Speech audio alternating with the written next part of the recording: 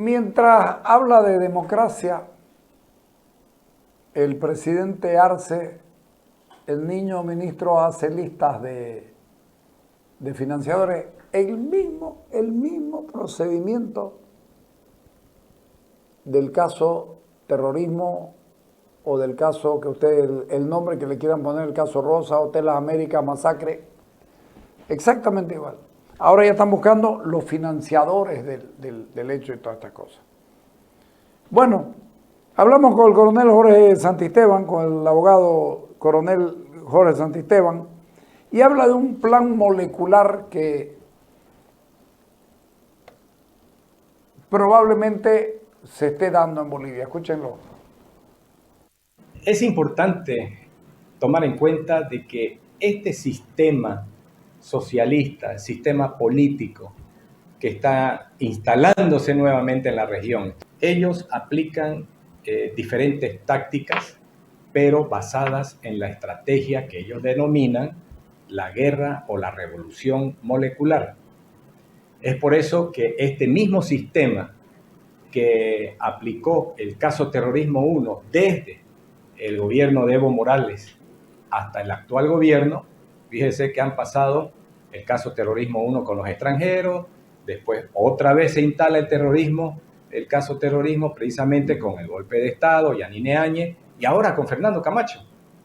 Entonces, es una estrategia de la revolución que ellos denominan la molecular, en el que todas las acciones de actos irregulares para causar terror, miedo, desorganización, una incertidumbre en la sociedad boliviana, precisamente es provocada por el propio gobierno para culpar a la población. Ahora, ¿cuáles son las fases de esta estrategia y por qué tiene relación? Respondiendo a su pregunta. Porque en la fase previa, ellos realizan un trabajo de acumulación de pruebas. ¿Qué significa? Montar el escenario. El escenario para que todos piquen el anzuelo y caigan las personalidades que a ellos les interesan.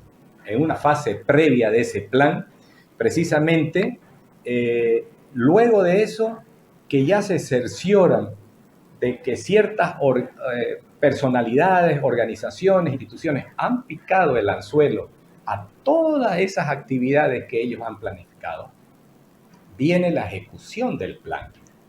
En la fase inicial o la fase 1, ellos precisamente van a atacar, a detener y a anular a los dirigentes y liderazgos de un determinado departamento del país. Eso ha ocurrido en los 3 tipos de terrorismo que han instalado. La segunda fase precisamente es a desorganizar y aprender o neutralizar a los supuestos financiadores. Y ahí corre una gran cantidad de plata donde todo es ganancia de pescadores, principalmente para el gobierno que monta esto, ¿no? Entonces, los famosos financiadores caen en sus manos, una fase donde se enriquecen, se potencian, siguen empleando jueces y fiscales precisamente con ese propio autofinanciamiento proveniente de ese dinero, en el que extorsionan, persiguen a personalidades. Y ojo que aquí no es solamente, estamos hablando de personas empresarias comunes, sino esos altos niveles empresariales. Y la última fase, es lo que denominan ellos también el terrorismo 3, que era lo que estaba entrando en el primer hecho que ya habíamos visto en el 2009. Ahí entra la clase política, el más alto nivel político para desorganizar y descabezar a las personalidades más influyentes de la política en el país. Entonces, esa es una estrategia en la que viene por fases y es ahí donde ellos denominan terrorismo 1. Caen los líderes operativos de la calle y los más importantes que movilizan. Terrorismo 2, financiadores. Terrorismo 3, alta cúpula política para descabezar un sistema político de un Estado. Y eso es lo que pasó con Bolivia y hasta hoy lo seguimos viviendo con la aprehensión del gobernador Camacho. Entonces, nosotros desde el primer caso terrorismo no aprendimos la lección, porque la clase política está en otras cosas, está en otra galaxia a veces, por cuanto no lecturan la situación, que luego viene esa desorganización, donde ellos mismos no pueden hacer gestión. Tiene conocimiento de que Juan Carlos Guedes acudió a la CIDH, ¿no?, para poder dar a conocer todo esto, esta violación a sus derechos y todo lo que estaba pasando en Bolivia. Pero curiosamente también ayer se sabe que se han comunicado desde el gobierno con él para poder hablar sobre este tema ante el pronunciamiento de la CIDH también por lo que sucede con el gobernador. Pero esa es una conciliación que están haciendo con Guedes bajo presión, porque Guedes no va a ir con todas sus facultades de libertad ni amparado por la CIDH. Entonces, va a ser una conciliación, si es que lo hacen, bajo presión. Yo les puedo asegurar que ellos no tienen la mínima intención de reconocer los derechos que le han vulnerado. Entonces, los brazos represores, precisamente, de la parte operativa de esta revolución molecular, de sabotaje al propio Estado, lo hacen con la justicia y con las fuerzas legales, que es la policía y las fuerzas armadas. ¿Y cómo lo hacen? Vestidos de civil. ¿Por qué llegan al aeropuerto oleadas de vuelos con el Hércules, todos vestidos de civil? ¿Por qué no llegan como militares? Me atrevo a decir que en el caso del golpe, supuesto golpe de Estado que dicen por el 2019, también han extorsionado a personas para salir por días, por meses o con libertad condicional. Es decir, libertad o ¿cómo es? Arresto domiciliario. Y ahí no ha sido gratis, porque los fiscales no solamente ganan puntos y méritos con el poder político, sino también las extorsiones están a la orden del día y salen. Absolutamente todo lo dicho por el doctor Santisteban, Jorge Santisteban, se puede probar. Es cuestión de mirar para atrás. Nunca supimos bien por qué algunos sectores lo llamaban revolución molecular. Lo cierto es que así actuaron en Venezuela al comienzo, así actuaban. Nosotros tenemos una tendencia de parecernos mucho más a Nicaragua. Voy a buscar un especialista que nos hable más de aquello. Ya les vamos a comentar. Pero el tema es que están en esto de ir tomando, desde que Evo Morales está en el gobierno del 2009, justicia, policía. Se imputaron los policías, el 2018 comenzaron a imputarse los policías. El 2019 se hizo más fuerte y más evidente. Acuérdense que antes del fraude ya hubo, ¿te acordás? Ya hubo policías que estaban amotinados o por lo menos expresando su molestia. O sea, no era nuevo. No era absolutamente, nada era nuevo de lo ocurrido. Ya había habido el pleito entre los policías y los militares en el gobierno de Gonzalo Sánchez Lozada, en la Plaza Murillo, ¿te acuerdas? El Febrero Negro. Ah, Febrero Negro, exactamente. Entonces, estamos hablando de cosas que son reales, que son ciertas, que son evidentes. Yo creo que tendríamos que volver a las charlas que teníamos y vamos a usar esa mesita de ahí para sentarnos ahí alrededor de ella para conversar de esto que tanto bien nos hace hablarlo. Creo yo que no podemos dejar pasar el tema de Juan Carlos Guedes. Juan Carlos Guedes tenía que reunirse hoy día con el con el procurador general del Estado. Y miren ustedes la paradoja o el abuso. Juan Carlos Guedes fue acusado y estuvo desde el primer día hasta el último preso.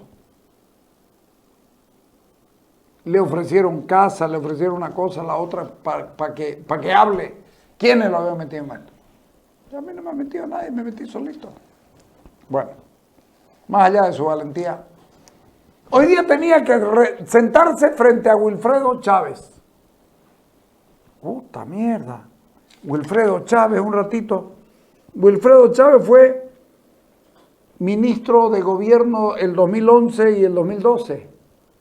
O sea, fue parte querellante de Guedes, de Toazó, de Dwyer, de Mendoza, y estaba entre los que defendían y justificaban, y está entre los que defendían y justificaban el asesinato de Dwyer. Eran Toazó, Dwyer, Guedes, Tádic y Mendoza los que iniciaron un proceso judicial. Y el gobierno esperó hasta que llegue el último día de la conciliación o de estas cosas. Pero hoy día le dijeron, no, ¿sabe qué? No lo vamos a hacer porque no tenía que publicarse esto, nuestra conversación. Y yo me pregunto, ¿cómo podés ir a conciliar con el tipo que te acusaba en su condición de ministro? No se olviden ustedes que el Ministerio de Gobierno fue parte querellante en el caso llamado terrorismo. Entonces, ¿de qué país estamos hablando? ¿De qué seriedad podemos estar hablando? No van a conciliar, no van a llegar a nada y el país va a ser procesado. Ponerlo a Zvonko Matković en la declaración que hizo hoy día, le hizo a la gente de Red 1 y tuvieron la gentileza desde la gobernación de pasarlo a los medios. Dale. Para aclarar, primero, esto es, cada caso es individual, cada persona inicia su propio proceso, entonces lo que ahorita se está, evidentemente se le vence ya el plazo al gobierno, hasta hoy día tenían, o creo que mañana, para atender las observaciones y las sugerencias que le hace la Comisión Interamericana de Derechos Humanos al Estado y para que trate de llegar a un acuerdo con las partes denunciantes. Esas partes, ¿quiénes son? Son Mario Tádic, Elot Toazó, Juan Carlos Guedes, Alcides Mendoza y la familia de uno de los fallecidos en el hotel, la familia de Michael Dwyer. Esos fueron las cinco primeras personas que iniciaron sus procesos. Es un proceso que es privado entre las partes, nosotros solo tenemos información de segunda mano, pero evidentemente el Estado, a mi entender, lo que está haciendo es alargarlo, tratar de estirarlo en el tiempo este juicio, porque han tenido más de un año para cumplir las recomendaciones que le dieron. Tenían que haber iniciado un juicio para encontrar a los causantes de las torturas, a los causantes de los asesinatos.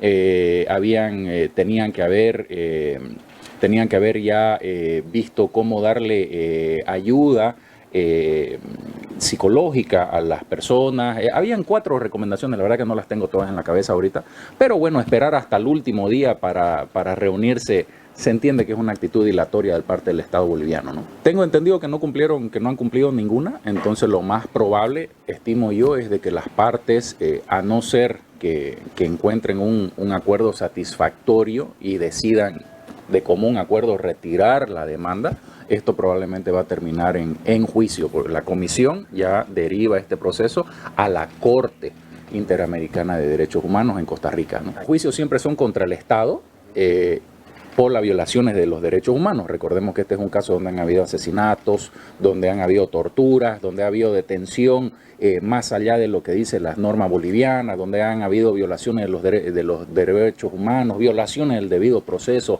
Ha habido una violación al juez natural, que es un caso que se está repitiendo en este caso con el gobernador Luis Fernando Camacho, llevar un caso ocurrido en Santa Cruz y llevarlo a otra ciudad a ser juzgado. Entonces, esas recomendaciones el Estado hasta ahora no las ha cumplido. Entonces, yo me estimo que lo que va a terminar pasando es que se va a enjuiciar al Estado y el Estado de ahí, como dice la Constitución, en el artículo 113, si no me equivoco, habla de la repetición. Si el Estado es encontrado culpable, el Estado tiene que resarcir esos daños a los afectados, y de la misma manera el Estado ya tiene que iniciar un proceso para encontrar a quiénes son los que causaron esos daños. Yo me pregunto si el Estado le va a brincar a Rambito, ¿no es cierto? Al capitán famoso que participó en la detención de Camacho ahora y en el caso terrorismo también, Walter Andrade.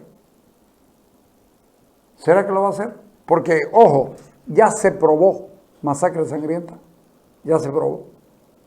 Y ya se probó torturas. El Estado boliviano puede ser enjuiciado y efectivamente van a tener que resarcirle además económicamente a todos los que han estado indebidamente detenidos. Vamos a ver de qué se trata esto y vamos a ver cómo lo hace. Wilfredo Chávez, en todo caso, es una agresión para un prisionero violado en todos sus derechos, como el caso de Juan Carlos Guedes. Es una verdadera agresión sentarlo frente a este tipo que lo único que hizo fue justificar absolutamente todas y cada una de las violaciones cometidas. Vámonos al corte.